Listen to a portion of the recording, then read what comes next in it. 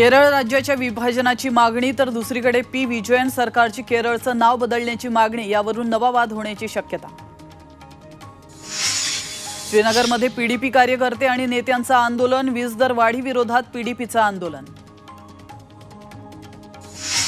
ओम बिर्ला बनले लोकसभेचे अध्यक्ष, सलग दुसऱ्यांदा सांभाळणार अध्यक्षपद। अमृत काळामध्ये मोठी जबाबदारी मिळाल्याच्या पंतप्रधान मोदींनी दिल्या शुभेच्छा। जम्मू काश्मीरच्या दोडातील गंदोह परिसरामध्ये सैन्य दल आणि दहशतवाद्यांमध्ये एन्काउंटर, परिसरामध्ये सुरक्षा व्यवस्था वाढवली। दिल्ली मद्य धोरणाबाबत अटकेत असलेल्या केजरीवालांनी सुप्रीम कोर्टातून याचिका मागे घेतली। केजरीवाल पुन्हा नव्याने सुप्रीम कोर्टात याचिका दाखल करणार। दिल्लीचे मुख्यमंत्री अरविंद केजरीवालांना सीबीआय कडून औपचारिक अटक, तर मद्य धोरण प्रकरणामध्ये राऊज एव्हेन्यू कोर्टातून सीबीआयने केली अटक। हैदराबादमध्ये भाजपच्या महिला कार्यकर्त्यांचं मुख्यमंत्री रेवंत रेड्डी आणि सरकार विरोधात आंदोलन। महिला अत्याचार आणि बलात्काराच्या घटना तेलंगणामध्ये वाढल्याच्या निषेधार्थ आंदोलन। पावसाळा सुरू झाला तरी दिल्लीमध्ये पाण्यासाठी दिल्लीतल्या असोला भागात संतप्त नागरिकांकडून घोषणाबाजी, तर पाण्याचा प्रश्न तातडीने सोडवण्याची मागणी।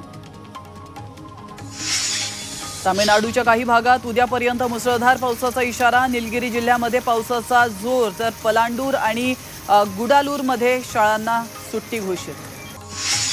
देशात पावसाची आगेकूच, राजस्थानपर्यंत पोहोचला दक्षिण पश्चिम मान्सून, तर दिल्लीमध्ये 29 किंवा 30 जूनपर्यंत मान्सून दाखल होण्याचा अंदाज। केंद्र सरकारकडे जनगणनेची मागणी करणारा प्रस्ताव तामिळनाडू विधिमंडळात। जातनिहाय जनगणनेसह जनगणना व्हावी असं प्रस्तावात नमूद। अमरनाथ यात्रेसाठी ऑफलाईन रजिस्ट्रेशनला सुरुवात। जम्मूच्या कार्यालयात भाविकांची मोठी गर्दी। 29 जूनपासून सुरू होणार यात्रा। भारतीय लष्करात लवकरच रोबो डॉग्स येणार, तर मल्टी युटिलिटी लेग्ड इक्विपमेंटचा होणार वापर। 100 पैकी 25 रोबोटिक डॉग्सची चाचणी सुरू। युक्रेन लवकरच होणार युरोपियन युनियनचा सदस्यत्वाच्या प्रक्रियेला सुरुवात। ही ऐतिहासिक घटना, युक्रेनच्या उपपंतप्रधानांचं वक्तव्य। इटलीच्या पर्मा भागामध्ये पुरामुळे हाहाकार, पुराची हवाई छायाचित्र, सगळीकडे पाणीच पाणी।